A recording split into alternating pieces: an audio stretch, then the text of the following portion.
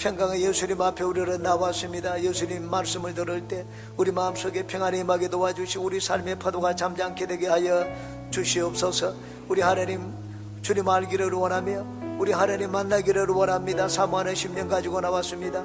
우리 하나님께서 예배 놓으신 은혜가 우리 영혼과 육체 삶 가운데 이 시간 충만하게 도와주시옵소서. 우리 교회가 늘 말씀과 성령으로 충만하여 이곳이 하나님을 알고 만나는 장소요 복과 은혜를 입어 늘 변화를 체험하는 장소 되게 도와주시옵소서. 마르지 않는 성령의 생수가 이곳에서부터 강릉과 영동 전역에 흘러넘치게 도와주시며 하나님의 택한 영혼들이 주님께 나오게 도와주시옵소서. 우리는 주님의 영광 보기를 원합니다. 하나님의 영광을 보는 이 시간 되게 도와주시옵소서. 예수님의 이름으로 기도합니다. 아멘. 할렐루야. 주님께서 우리와 같이 계십니다. 하나님이 함께 하시니 우리에게 좋은 일이 있을 줄 믿습니다. 우리에게 기적이 일어납니다. 우리 옆에 계신 분들께 축복의 인사를 나누겠습니다. 당신에게 좋은 일이 일어납니다. 당신에게 좋은 일이 일어납니다. 나를 축복하는 선포를 하겠습니다. 나에게 기적이 일어납니다. 나에게 기적이 일어납니다. 믿습니다. 우리 입술의 고백대로 하나님이 이루실 줄 믿습니다. 기독교인의 아름다움이라는 제목으로 말씀의 은혜를 나누겠습니다.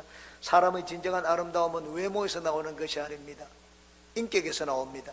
우리 구주 되시는 예수님은 외모가 그렇게 멋지지 않았습니다. 성경은 말씀을 합니다. 그는 주 앞에서 자라나기를 연한 순 같고 마른 땅에서 나온 뿌리 같아서 고운 모양도 없고 풍채도 없은즉 우리가 보기에 흠모할 만한 아름다운 것이 없도다 고 말씀을 했습니다. 그러나 예수님은 마음이 온유하고 겸손했습니다. 세리와 창기들도 예수님 앞에 나아가고 멀리 이방인들도 예수님 앞에 나와서 구원을 받았습니다.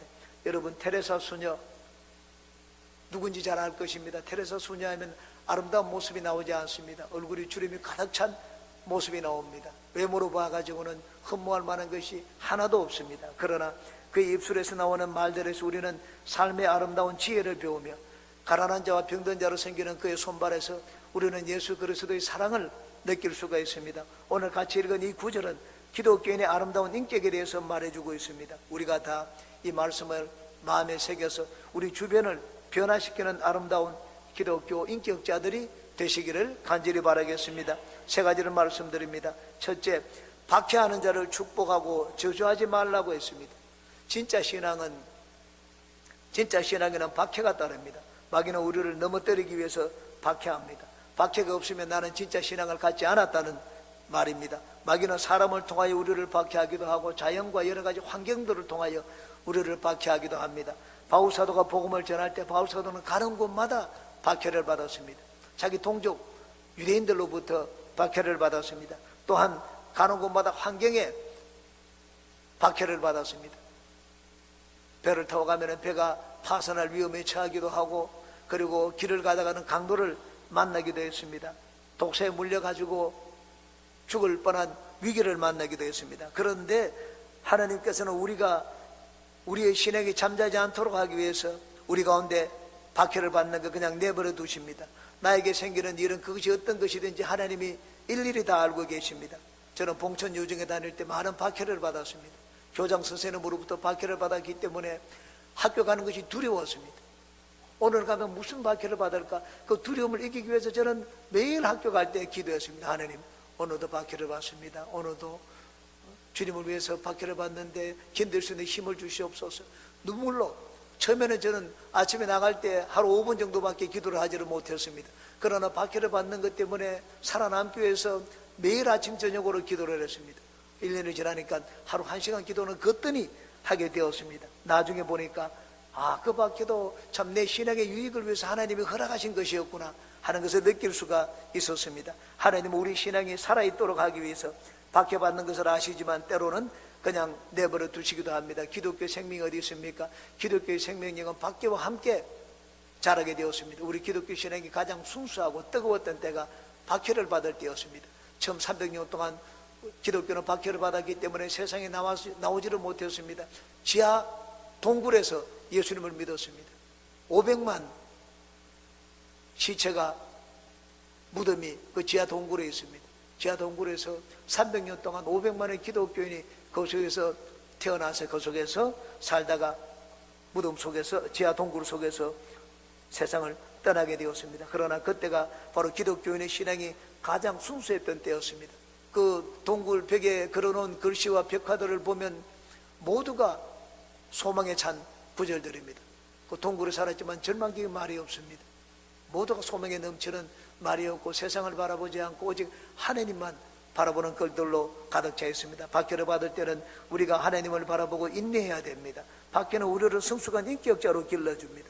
박해를 받을 때 우리는 세상을 바라보지 않습니다. 세상에 연연하지 않고 오직 하늘 아래 소망을 두게 됩니다. 오직 하나님을 바라보는 믿음의 사람이 됩니다. 어려움을 겪게 되면 그 마음이 깊어지게 됩니다. 사람이 말을 하더라도 여러분 입술에서 나오는 말과 이 뱃속 깊은 데서 나오는 말이 다릅니다. 노래를 부르더라도 목에서 나오는 소리와 뱃속 깊은 데서 나오는 소리가 다릅니다. 말도 마찬가지입니다. 고난을 겪어본 사람은 그 마음이 연단을 받았기 때문에 이 말이 마음에서 나옵니다. 사려 깊은 마음, 그리고 분별력 있는 마음, 이해심이 있는 마음, 배려하는 마음에서 말이 나옵니다. 그래서 그런 말은 상대방에게 감동을 주고 사람에게 영향을 끼치는 말이 됩니다. 여러분 오프라 윈프리를 잘 알 것입니다. 오프라 윈프리는 지독히 가난한 가정에서 미혼모에게서 태어났습니다. 자기도 삼촌에게서 성폭행을 당하고 아이를 낳았습니다. 낳자마자 아이가 죽었습니다. 14살에 출산과 동시에 미혼모가 되었습니다.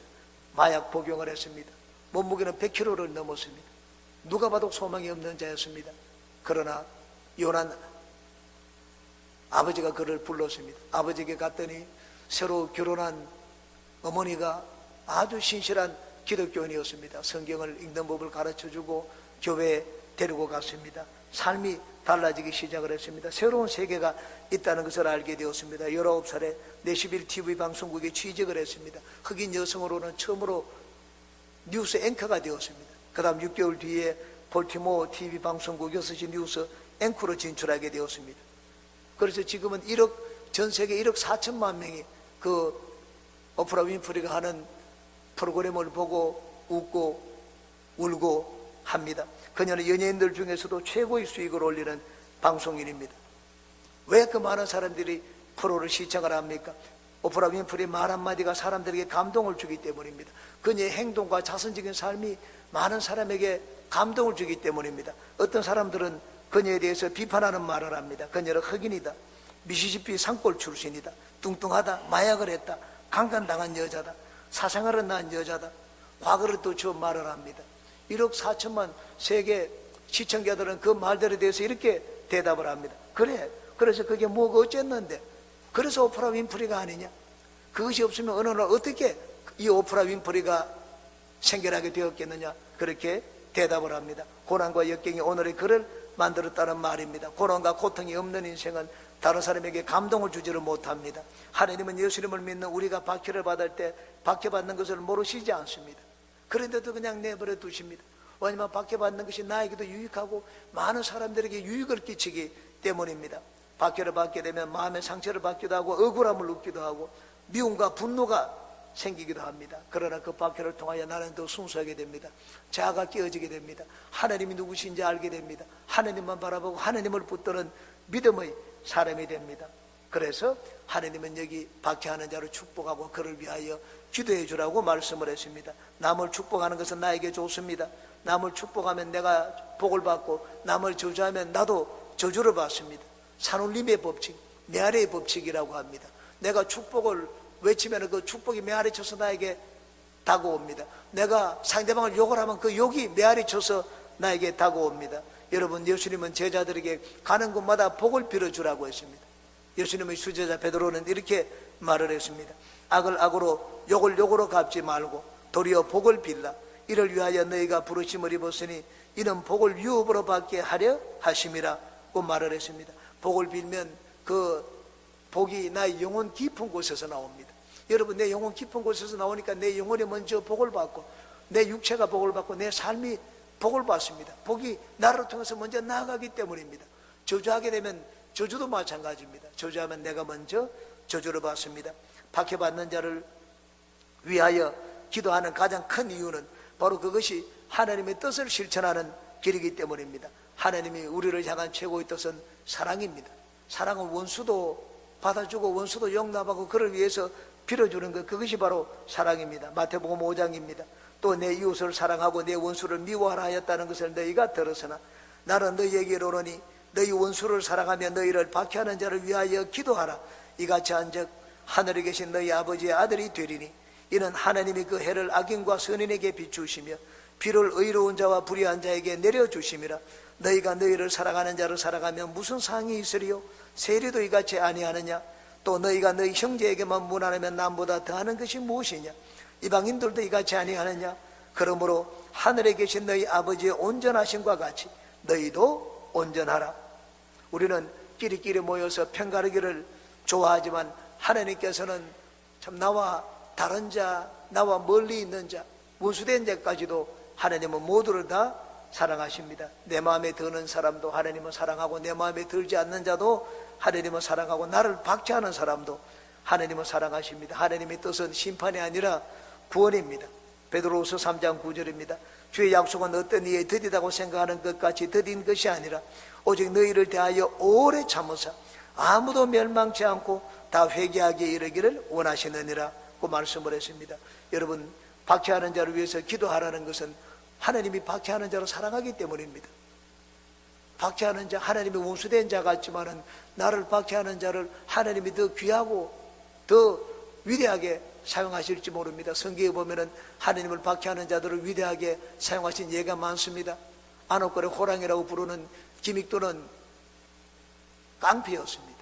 어느 누구도 당하지 못하는 깡패였습니다. 선교사가 전해주는 선교제를 받아가지고는 코를 풀어가지고 버렸습니다. 그런데 하나님은 그 기믹두 청년을 회개시켜가지고 조선시대, 일제시대에 한국에 소망을 주고 많은 병든 자를 고치는 위대한 종으로 사용했습니다. 제주도를 복음화시킨 이기풍 목사도 마찬가지입니다. 마포 삼렬에게 지나가는데 마포 삼렬이 복음을 전하자 그에게 돌멩이를 던졌습니다. 마포 삼렬 선교사의 코가 깨어졌습니다. 그런데 집에 갔더니만은 그 마음에 이 회개가 나오고 애통하는 마음이 있어서 견딜 수가 없었습니다. 그래서 나아가서 회개하고 복음을 받아들였습니다. 내가 참 나도 믿지 않을 때 구원받았기 때문에 나도 하나님을 알지 못하는 자에게 복음을 전해야 되겠다. 당시 한국의 납달리오 스불론 땅이라고 여기던 제주도를 건너가서 복음을 전했습니다. 제주도를 복음화한 선교자가 되었습니다. 하나님이 누구를 택하여 하나님이 일을 하는 가장 귀한 도구로 서실까 결정을 하실 때 하나님은 종종 박해하는 자를 택하십니다. 바울 사도를 택한 것도 마찬가지입니다. 바울 사도를 택하니 바울 사도는 주님 앞에 충성을 다했습니다. 바울 사도가 여기 말하랍니다. 자기의 체험입니다. 자기로 예수 믿는 자들을 무수히 박해해 보았습니다. 그런데 나중에 보니까는 자기가 하나님 앞에 목숨을 100개라도 바치는 충성하는 일꾼이 되었습니다. 박해하는 자를 원수처럼 여기지 말라고 했습니다. 하나님의 뜻이 어디 있는지 우리가 어떻게 압니까? 여러분, 죄를 많이 지은 자는 하나님의 은혜를 받으면 더 충성합니다. 박해하는 자는 더 죄를 많이 지었기 때문에 하나님이 쓰시게 되면, 하나님이 돌이키게 되면 훨씬 더 큰 일을 하는 충성된 일꾼이 될 수가 있습니다. 나를 박해하는 자에게 저항하고 대들고 욕을 하는 것은 일반 사람들이 행하는 방식입니다. 박해하는 자를 위하여 기도하고 그들을 축복하는 것은 차원 높은 인격을 가진 자들이 하는 행동입니다. 이것이 바로 기독교인의 다른 삶입니다. 하나님은 우리가 세상에 기독교인의 다름을 보이기를 원합니다. 여러분은 박해받는 자를 위해서 기도하고 참 원수된 자를 사랑하고 그들을 위해서 기도해 주므로 세상에 기독교인의 아름다운 인격을 보이는 여러분들이 되시기를 주의 이름으로 축원합니다. 두 번째, 함께 즐거워하고 함께 울라고 했습니다. 함께는 인간이 인간인 이유입니다. 인간이 인간인 것은 혼자 살지 않고 함께 살기 때문입니다. 한자로 인간을 사람이자 이렇게 씁니다. 두 개가 이렇게 기대고 있습니다.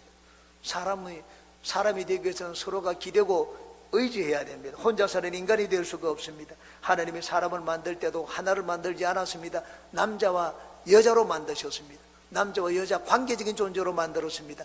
관계 속에서 우리 인간은 인간이 됩니다. 하나님이 또한 제일 먼저 가정을 만들었습니다. 아담이 독처하는 것이 좋지 않다고 했습니다. 그래서 아담의 갈빗대로 하와를 만들어 주었습니다. 사람이 된다는 것은 함께 사는 법을 배우는 것입니다. 같이 웃어주면 상대방을 더 기쁘게 만들고, 아픔을 같이 아파하고 슬퍼하게 되면 상대방의 아픔을 들어주게 됩니다.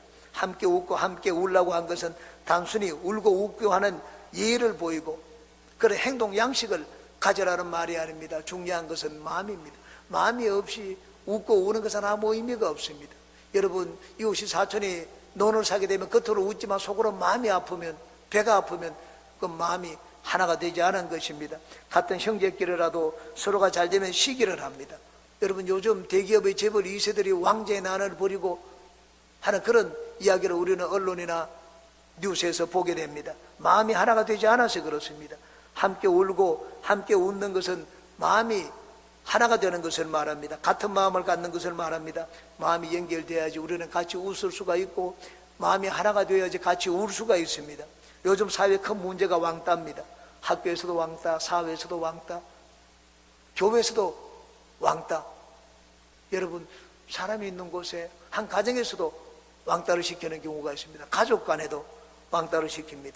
여러분, 왕따를 시키는 것은 하나님이 제일 금하는 것입니다. 교회에서는 당을 짓지 말라고 했습니다. 마음이 하나가 되라고 많은 곳에서 말하고 있습니다. 마음이 하나가 되어야지 우리는 참 기독교인이 될 수가 있고 참 인간이 될 수가 있습니다. 사랑은 같은 마음을 갖는 것입니다.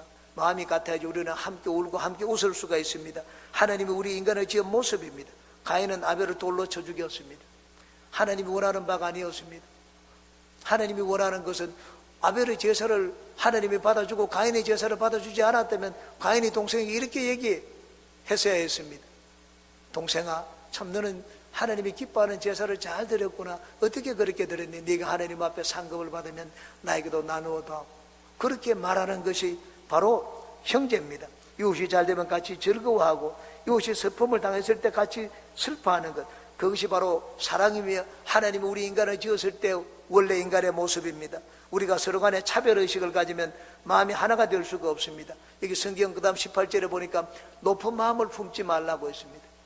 높은 마음을 품는 것, 나는 너하고 다르다는 것입니다. 상대방을 얕잡아 보고 상대방을 열등하게 보고 상대방과 나는 다르다, 차별의식을 갖는 것을 말합니다. 학벌도 다르고 아는 것도 다르고 가진 것도 나는 많고 세상 지위도 내가 높고 신앙의 연륜도 나는 너하고 비교가 되지 않는다, 이렇게 생각하는 것, 높은 마음을 갖는 것입니다. 그런 마음을 가지면 결코 그 두 사람이 하나가 될 수가 없습니다. 기독교인은 배타적인 사람이 되지 말아야 됩니다.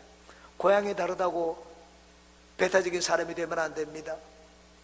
우리 강릉 저 사람은 강릉 출신이 아니다, 강릉 출신이 아니기 때문에 받아주지 않고 같이 끼워주지 않는다면 그건 배타적인 사람이 되는 것입니다. 나하고 생각이 다르다고 해서 배타적인 태도를 가지면 안 됩니다. 기독교인은 세상 사람들에 대해서도 배타적인 태도를 가지면 안 됩니다. 우리는 하나님의 선민이다, 택한 백성이다, 구원받았다, 너희들은 마귀의 자식이다, 배타적인 태도를 가지면 안 됩니다. 나중난자가 먼저 될 수가 있습니다. 하나님이 그를, 지금은 예수님을 믿지 않지만 하나님이 구원해서 얼마나 귀하게 서실지를 모릅니다. 한국 민족은 세계에서 가장 배타적인 민족입니다. 왜냐하면 세계에서 한국 민족 다음으로 배타적인 민족이 유대인입니다. 그런데 유대인이 못 사는 나라가 있습니다. 한국입니다. 한국에는 유대인이 없습니다. 제가 세계 많은 나라를 가봤지만 유대인이 없는 곳이 없습니다. 전부 다 전통 복장을 하고 머리를 닦고 다 성경을 끼고 다니는 유대인들을 여러분 세계 유럽, 북미, 남미, 아프리카 어느 곳을 가도 볼 수가 있습니다. 한국에는 볼 수가 없습니다. 유대인들이 중국에도 삽니다. 그런데 한국에는 들어오지를 못했습니다. 중국 사람들이 한국에 와가지고 틀을 잡으려고 하다가 전부 떠나갔습니다. 법으로 중국 사람들이 재산을 다 빼앗았기 때문에 한국 사람은 그만큼 배타적입니다. 제가 어릴 때 저희 학교에 호녀라가 있었습니다. 호녀라가 있었는데 결국 한국에 살지 못하고 미국으로 갔습니다. 많은 사람이 애 놓고 하면서 놀렸기 때문입니다. 여러분도 다 그런 말을 하고 들어본 기억이 있을 것입니다. 여기 같은 마음을 품기 위해서 높은 데 마음을 두지 말고 도리어 낮은 데 처하라고 했습니다. 항상 우리는 낮은 마음, 겸손한 마음을 가져야 됩니다. 낮은 데 처하라는 것은 낮은 신분, 비천한 지위를 가지라는 말이 아닙니다. 마음을 낮추라는 말입니다. 그것이 바로 복음을 위해서 사는 길이기 때문입니다. 사랑은 자신을 낮추는 것입니다. 사랑은 겸손한 것입니다. 여러분, 우리가 아이를 사랑하게 되면 내 자신을 낮춥니다. 눈높이를 맞춥니다.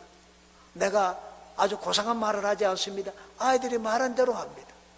저희 집사람은 우리 손녀와 대결을 할 때 어린아이처럼 말을 하더라고요. 저는 자꾸 그렇게 말하면 안 된다고 얘기를 합니다. 애가 말하는 것처럼 어눌하게 말을 합니다. 애와 하나가 되기 위해서 그렇게 합니다. 사랑은 겸손이고 자신을 낮추는 것입니다. 복음을 전하기 위해서는 우리가 자신을 낮추어야 됩니다. 우리가 내 자신을 낮추어야지 가까워질 수가 있습니다. 겸손하면 상대방과 가까워집니다. 예수님은 우리와 가까워지기 위해서 하늘에 계시지 않았습니다. 하늘 보좌를 버렸습니다. 어마어마하게 거룩한 하나님의 신분을 그대로 유지하지를 않았습니다. 그 신분을 버렸습니다. 영광의 보좌를 버리고 이 땅에 내려왔습니다. 이 땅에 오셔서도 예수님은 높은 궁궐에 태어나시지 않았습니다. 아주 낮은 말구에서 태어나셨습니다. 마음이 겸손했습니다. 나는 마음이 온유하고 겸손하니 내게 와서 내게 배우라고 했습니다. 그러면 너희 마음이 쉼을 얻을 것이라고 했습니다. 우리가 왜 예수님께 달려나갑니까? 예수님이 겸손하기 때문입니다. 예수님은 낮은 자들의 친구가 되시기 위해서 오셨고, 지금도 예수님은 삶의 어려운 자들, 낮은 자들, 소외된 자들, 그런 자들의 친구가 되기 위하여 우리를 부르셨습니다. 상대방 마음을 알고 이해하고 마음을 같이 하는 길이 무엇입니까? 그것은 함께 울고 함께 즐거워하는 것입니다. 여러분, 마음이 하나가 되어야지 우리는 웃고 웃을 수가 있습니다. 그런데 마음이 하나가 되는 길이 있습니다. 그건 같이 웃는 것입니다. 같이 웃고 같이 울다 보면 우리는 마음이 하나가 됩니다. 여러분, 가정에서 남녀가 모여가지고 부부가 되어서 가정을 이루고 삽니다. 여러분, 남자 여자는 서로가 자란 배경이 다릅니다. 환경이 다르고 자란 문화가 다릅니다. 교육 정도도 다르고 많은 것이 다릅니다. 생각이 다르고 가치관이 다릅니다. 그런데 모여서 삽니다. 살다 보면 부부가 하나가 됩니다. 어떻게 하나가 됩니까? 상대방이 아플 때 같이 아파하는 법을 배웁니다. 상대방이 기뻐할 때, 좋은 일이 있을 때 같이 즐거워하는 법을 배웁니다. 여러분, 웃고 웃는 것은 저절로 되는 것이 아닙니다. 배우는 것입니다. 기뻐할 때 같이 기뻐하고, 아이들이 기뻐하지 않으면 얘 너는 왜 그런 인생이 그러니? 같이 기뻐하는 법을 가르칩니다. 여러분, 사람이 되기 위해서는 모든 것을 배워야 됩니다. 사람은 저절로 사람이 되지를 않습니다. 우리가 성숙한 인격자, 아름다운 인격자가 되기 위해서는 모든 것을 배워야 됩니다. 여기 있는 것처럼 같이 울고 같이 우는 것을 배워야 됩니다. 우리는 인간답게 살고 인간처럼 사는 법을 배워야 됩니다. 여러분, 태어난 그대로 자연인을 두면 그 자연인이 성숙한 인격자가 되지를 못합니다. 자연인은 타락한 성품을 가지고 있기 때문에 내버려 두면 결코 성숙한 인격자가 되지를 못합니다. 성령 하나님을 의지해야 됩니다. 성령은 우리에게 열매를 맺도록 만듭니다. 성령의 열매, 사랑과 희락과 화평과 오래 참음과 자비와 양성과 충성과 온유와 절제, 이런 것들은 세상에서 금지하는 곳이 없다고 했습니다. 성령이 충만해야지 우리는 성숙한 인격자가 될 수가 있습니다. 여러분은 더 성령으로 충만하여 이웃의 아픔을 같이 아파하고 이웃의 기쁨을 같이 즐거워하는 아름다운 인격자가 되시기를 주님의 이름으로 축원합니다. 세 번째입니다. 여기 모든 사람 앞에서 선한 일을 도모하라고 했습니다. 여러분, 성경은 악은 그 모양이라도 버리라고 했습니다. 그러므로 기독교인은 악을 악으로 갚는 행위를 버려야 됩니다. 세상에서는 눈은 눈으로, 이는 이로 갚으라고 합니다. 타리오의 법칙입니다. 통해 보복하라는 것입니다. 그것이 당연하다고 말을 했습니다. 탈무드에도 그렇게 되어 있고 구약 성경에도 그렇게 되어 있습니다. 그러나 예수님은 그렇게 가르치지 않았습니다. 너희는 눈에는 눈, 이에는 이로 배웠지만 나는 그렇게 말을 하지 않는다. 원수를 사랑하고 너희를 박해하는 자를 위해서 기도하라고 가르쳤습니다. 오른밤을 때리면 왼밤을 대어두고 겉옷을 달라 하면 속옷을 주라고 말씀을 하셨습니다. 역설적인 삶입니다. 세상을 변화시키는 진리가 무엇입니까? 그것은 우리의 역설적인 삶입니다. 역설적인 삶을 살 때 세상은 변화가 됩니다. 여기 모든 사람에게 선을 행하라고 했습니다. 모든 사람이 누구를 말합니까? 좋은 사람만 말하지 않습니다. 가까운 사람에게만 선을 행하고 내 이웃에게만 선을 행하라고 하지 않았습니다. 나에게 악을 행하는 자, 악을 악으로 갚지 말고 악을 행하는 사람에게도 선을 행하라고 말씀을 했습니다. 여러분, 선한 일은 그 자체가 아름답습니다. 선행을 보면 아름답지 않습니까? 그런데 악을 행하는 자에게 선으로 갚으면 그 아름다움은 훨씬 더 돋보이게 됩니다. 악을 악으로 갚는다면 이 세상에는 악이 그치지 않을 것입니다. 악을 이기기 위해서는 내가 더 큰 악을 만들어야 됩니다. 여러분, 칼을 이기기 위해 가지고는 총을 만들었습니다. 총으로 안 되니까 자동 소총을 만들었습니다. 자동 소총을 안 되니까 포탄을 만들었습니다. 포탄이 안 되니까 탱크를 만들고, 탱크를 이기기 위해서 이제는 폭탄을 만들었습니다. 폭탄도 그냥 폭탄이 아닙니다. 핵폭탄을 만들고 나중에는 수소폭탄을 만들게 되었습니다. 악을 갚고 악을 이기기 위해서는 더 큰 악을 세상은 만들어냅니다. 그러나 그렇게 하다 보면 세상은 마침내 멸망하고 맙니다. 하나님은 악을 선으로 갚는 자에게 항상 복을 내려주십니다. 여러분, 성경 이삭을 알 것입니다. 아비멜렉이 와가지고 이삭의 종들이 우물을 파면 아비멜렉의 종들이 와서 전부 다 방해를 했습니다. 우물을 돌로 메꾸었습니다. 그리고는 무력으로 빼앗았습니다. 이삭은 그와 대항하지 않았습니다. 그래, 내버려 두라. 그들에게 주라고 했습니다. 빼앗고자 하면 주고 쫓아내면 쫓겨났습니다. 나중에 갔는데 참 로봇이라는 곳에 가니 어마어마하게 넓은 장소에 하나님이 우물을 주셨습니다. 이삭이 가는 곳마다 복을 받는다는 말을 듣고 아비멜렉이 겁이 났습니다. 나중에는 와가지고 우리가 화친하자고 했습니다. 내가 보니 하나님이 너와 함께하는 것을 우리는 분명히 보았다. 너 같은 자를 대적했다가 우리가 하나님께 심판을 받겠다. 그래서 우리와 화평은 맺자고 했습니다. 하나님은 여러분 악을 악으로 갚는 것이 아니라 악을 선으로 갚는 자에게 복을 주십니다. 대표적인 자가 요셉입니다. 요셉의 형제들은 요셉을 죽이려고 했습니다. 그러다가 나중에는 요셉을 종으로 팔았습니다. 얼마나 악한 일을 당했습니까? 보디발 장군의 집에 들어가서 충성스럽게 일을 했습니다. 13년을 충성스럽게 일을 했는데 나중에는 억울한 누명을 쓰고 감옥에 가게 되었습니다. 요셉은 항의하지 않았습니다. 따지지 않았습니다. 내 억울한 것을 밝혀달라고 하지 않았습니다. 가는 곳마다 사람들 감옥에 들어가면 감옥에서 선을 행하고, 보디발 장군의 집에 종으로 갔을 때는 종으로서 선을 행했습니다. 나중에 아버지 야곱이 죽고 난 다음에 형들이 겁이 났습니다. 자기들이 보복을 할까 봐 겁이 나가지고 거짓 유언장을 꾸몄습니다. 사기극을 벌였습니다. 사기극을 벌이는데도 요셉은 그들을 책망하지 않았습니다. 요셉은 애굽의 총리이기 때문에 그들을 다 붙잡아 감옥에 보낼 수가 있었습니다.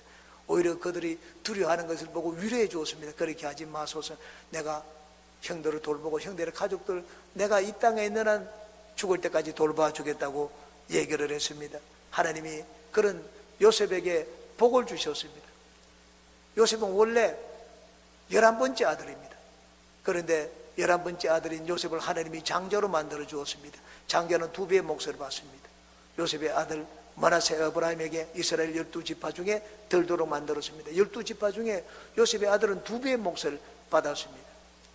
맨 마지막에 있지만 선을 행하는 그에게, 악을 선으로 갚는 요셉에게 하나님은 제일 어떤가 하는 자리, 우두머리 자리에 세워주셨습니다.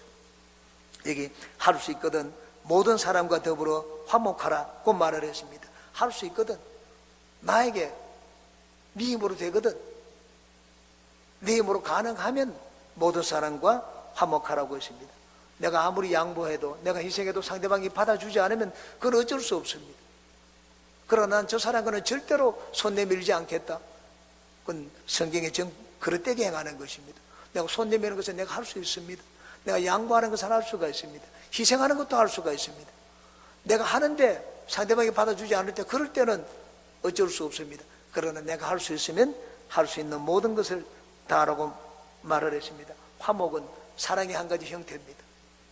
성경 우리에게 가르치는 가르침의 핵심이 사랑입니다. 사랑의 의미가 무엇입니까? 사랑은 화목입니다. 예수님은 십자가에서 하나님의 사랑을 우리에게 보여주셨습니다. 십자가에서 보여주신 사랑은 다른 것이 아닙니다. 원수된 이방인과 유대인을 하나로 만들어 주었습니다. 화목하게 만들어 주었습니다. 그 하나된 인간을 예수님은 이제 하나님과 손잡아 주셨습니다. 우리는 다 하나님께 등지고 원수되어서 하나님께 심판을 받아야 되는데, 예수님은 원수된 이방인과 유대인을 손잡게 만들고 우리도 하나님께 손잡게 만들어 주셨습니다. 화목케 만들어 주셨습니다. 예수님은 화목제물입니다. 사랑이 무엇입니까? 사랑은 화목을 행하는 것입니다. 악을 선으로 갚기 위해서는 어떻게 해야 됩니까? 하나님을 믿어야 됩니다. 여러분, 하나님을 믿지 않는 선은 참 선이 아닙니다. 하나님을 믿고 행하는 선이 진짜 선입니다. 19절을 보시기 바랍니다. 내 사랑하는 자들아, 너희가 친히 원수를 갚지 말고 하나님의 진노하심에 맡기라. 기록되었으되 원수 갚는 것이 내게 있으니 내가 갚으리라고 주께서 말씀하시니라. 하나님께 원수를 갚아달라고 하라는 말이 아닙니다.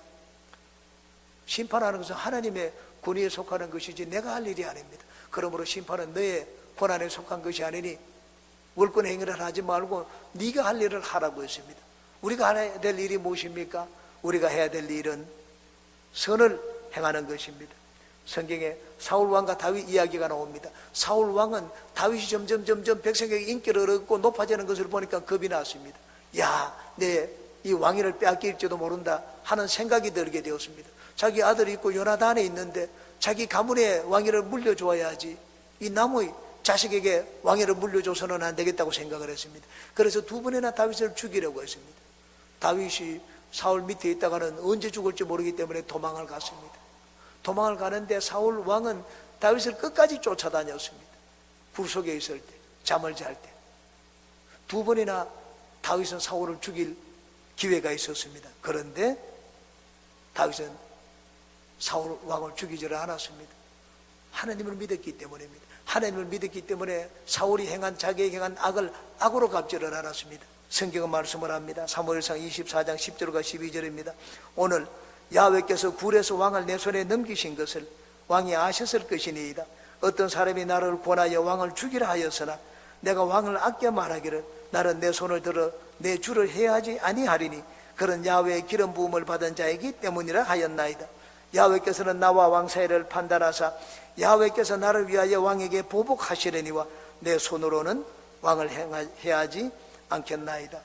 여러분, 다윗은 사울 왕의 생명을 살려주었습니다. 부하들이 다 죽이라고 하는데 말리고 그렇게 하지 못하도록 했습니다. 어떻게 그렇게 할 수가 있었습니까? 하나님을 믿었기 때문입니다.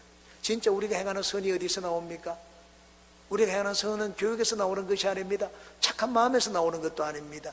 믿음에서 나오는 것입니다. 우리가 하나님을 진짜 전적으로 신뢰하고 하나님이 살아계심을 믿으면 우리는 모든 것을 하나님께 맡기고 우리의 행할 바 선을 행하게 됩니다. 중국의 유명한 복음 전도자였던 워치만 리의 이야기입니다. 젊을 때 농사를 지었습니다. 농사를 짓는데 아주 부지런하게 일을 했습니다. 밭에 물을 주었습니다. 일찍.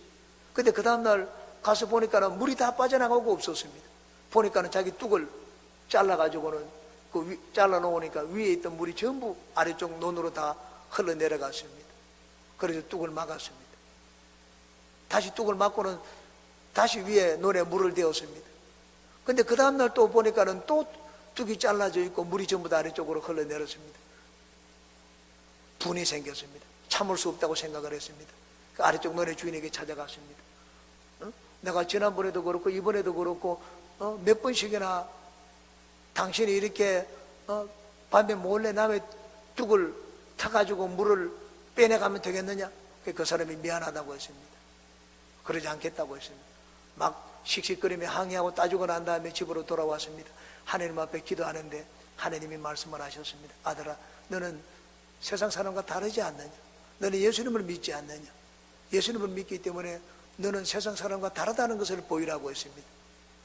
밑에 사람이 계속 너네 이 뚝을 타가지고 물을 대면은 그렇게 하지 못하도록 하기 위해서 따질 것이 아니라 네가 미리 가서 그 집에 그 밭에 물을 태워 주라고 했습니다. 하나님이 기도하는데 그 마음을 주었습니다. 아주 하나님 앞에 부끄러웠습니다. 하나님 앞에 회개하고 난 다음에 적시로 나가가지고 그 다음날 아래쪽 논에 물을 다 태워 주었습니다. 그럴 때만 뚝이 잘라서 터지는 일이 없었습니다. 그 다음 자기 논에 물을 대었습니다. 이 아래쪽 논에 있던 사람들이 그것을 봤습니다. 고맙다는 말을 했습니다. 그리고 그 논 주인과 가족들이 전부 다 예수님을 믿게 되었습니다. 우리가 하나님을 신실하게 믿으면 악을 악으로 갚지 않고 악한 일에도 선으로 갚을 수가 있습니다. 이것이 바로 기독교인의 아름다운 삶입니다. 하나님의 기적과 간섭이 어디에서 나옵니까? 우리의 아름다운 삶에 있습니다. 오랫동안 많이 기도하는 것에 달려있지 않습니다. 우리가 기독교인의 다름의 삶을 살고 기독교인의 아름다운 인격을 보이게 되면 하나님은 우리 삶 가운데 간섭을 합니다. 21절 마지막 절입니다. 악에게 지지 말고 선으로 악을 이기라고 했습니다. 악을 악으로 갚으면 우리는 악에게 지는 것입니다. 우리가 악을 행하기 때문에 악의 지배를 받는 것입니다. 악에 대한 최고의 공격이 무엇입니까? 선입니다. 죄에 대한 최고의 공격은 의롭게 사는 것입니다. 미움에 대한 최고의 공격은 사랑입니다. 화목입니다. 악을 대항해서 이기는 길은 선을 행하는 것입니다. 예수님의 십자가는 선으로 악을 패배시킨 최고의 승리 사건입니다. 악에 대한 최고의 공격은 선입니다. 여러분들은 도처에 악한 일을 보는 이 세대에 그리스도의 사랑과 화목과 선을 행함으로 예수 믿는 사람들의 다름을, 아름다움을 세상에 보이시기를 주님의 이름으로 축원합니다. 기도합니다. 좋으신 주님이시여, 우리 주님께서 우리에게 기독교인의 다름이 무엇인지 우리에게 보여주신 것 감사합니다. 하나님, 우리는 어디에 있든지 누구를 만나든지 어느 곳에서 무슨 일을 하든지 기독교인의 다름을 보이는 아름다운 인격의 소유자가 되게 도와주시옵소서. 우리 힘으로 어렵습니다. 성령 하나님 늘 우리와 같이 해주셔서 도와주시옵소서. 그리스도의 아름다운 인격을 보이는 자들마다 하나님이 기억해 주시고 인생에 간섭해 주시고 동행해 주시기를 원합니다. 하나님이 기쁨을 주시고 위로해 주시고 하나님의 복으로 갚아 주시옵소서. 예수님의 이름으로 기도합니다. 아멘.